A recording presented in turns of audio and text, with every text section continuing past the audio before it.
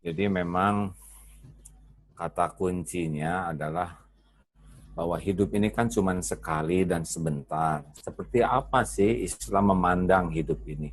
Sebetulnya kalau disederhanakan tuh cuma dua kuncinya, Kang Deddy ya. Satu, hati kita betul-betul menjadi hamba Allah. Karena ada orang yang hidupnya tuh hamba harta, hamba gelar, hamba jabatan, hamba popularitas, hamba kekaguman orang, yang dia memang mengabdinya ke sana.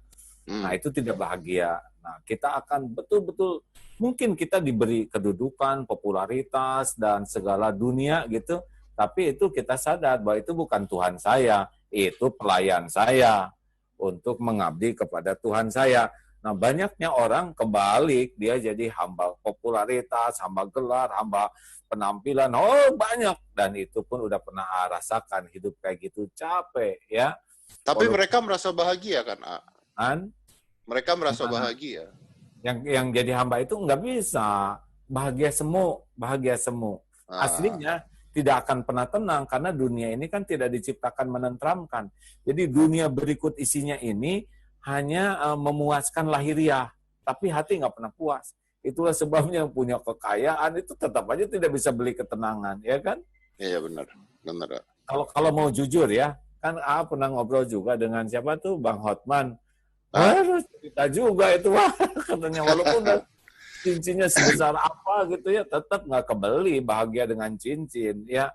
Karena hati ini bahagia itu kalau kita hanya jadi hamba Allah. Iya, Jadi iya kalau betul. kita mungkin ada yang takdirnya populer seperti Kang Deddy dan yang lain-lain, ada yang takdirnya kaya, itu udah Allah Allah kasihlah sebagai ujian.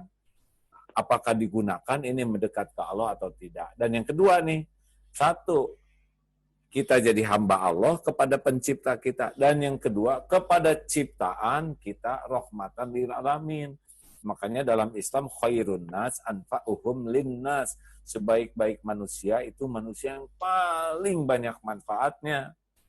Nah, inilah mengapa kita belajar, kenapa kita berlatih, kenapa kita apapun supaya manfaat. Gitu ceritanya yang A pahami.